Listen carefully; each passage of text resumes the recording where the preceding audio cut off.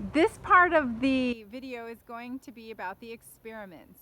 Before we get started, make sure you have your notebook, and the first thing we're going to cover is the scientific method. There's something that helps me remember the different parts of the scientific method. It's a funny little thing, and it goes like this. Purple horses munch peaches constantly. 5 little words there. Now, purple, there's nothing purple about the scientific method, but the P in purple stands for purpose. Purple horses. Isn't anything about horses in the scientific method, but the H in horses helps me remember the hypothesis. What do we think is going to happen in this experiment? Purpose, hypothesis, munch, materials. What do we need to conduct our experiment? Purple horses munch peaches. Purpose, hypothesis, materials. The P in peaches is for procedure.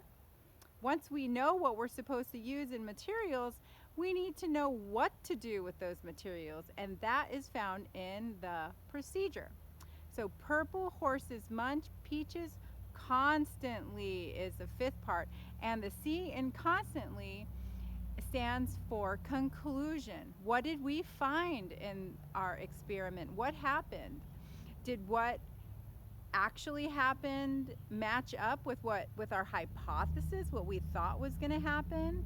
And that's why our notebook is so important, so that we can write down what we think is going to happen in each experiment, and then go back and actually write down what did happen. And that is a scientific method. For our first experiment, we're just going to need some foil and a plant with several different leaves on it.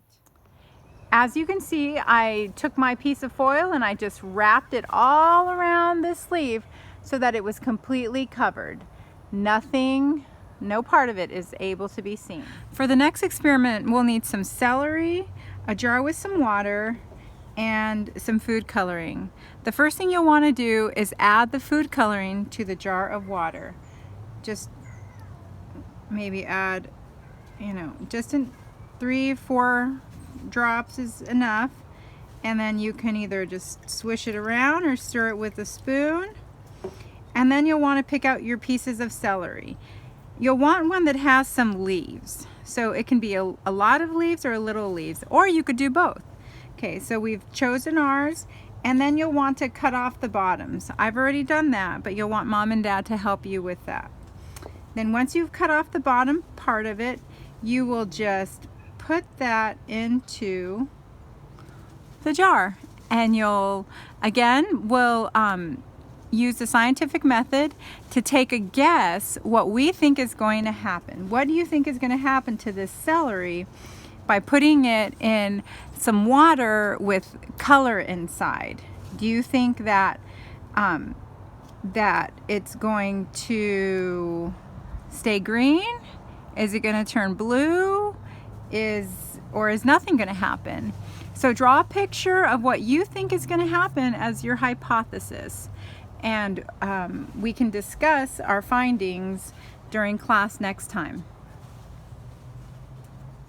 For our last experiment, we'll want to set up 3 different bags with beans. On a card, I've written that this would be a dry napkin, and we're going to put this baggie in a sunny spot. Then we'll wet this napkin and then find a dark spot to put this baggie. And then our last one we'll wet the napkin but put this in a sunny spot. So I'm going to go ahead and just wet the napkins with the sink, and then I will wrap the bean inside of it. And once I do that, I'll show you what I've done. So once you've wet the napkin, you're going to fold it in half, and then you're going to place your bean in the middle of one half, and then you're going to fold it again and place that inside your baggie. Once it's inside, you want to be sure to zip it up and fold it over, and we'll put that in a sunny spot. Then we'll do the same thing again with the other napkin. A wet napkin, bean in the middle, fold it over, inside our baggie, zip up our baggie, and then we're gonna put this one in a dark spot. Okay, we'll have to find a dark spot for that. Maybe a cupboard or a cabinet. And then the last one, we'll do a dry napkin. Fold our napkin, put the bean in the middle, fold it over again, put that in our baggie, zip it up, fold it over, and we'll put these two in the same spot since they go in the sunny spot, and I think I'm going to put mine in a window, and this one I'm going to put in a cupboard. So this is probably a very sunny spot for us, and so what I'm going to do is I'm going to get my bag, and you can even write this on the baggie if you wanted to, and then I'm just going to tape it inside the window like this. Okay. So wet napkin, sunny spot, and then I'm going to do the same thing with the dry napkin in a sunny spot. So this is probably a sunny enough spot for our experiment. I can see the sun shining through and there's not a canopy outside.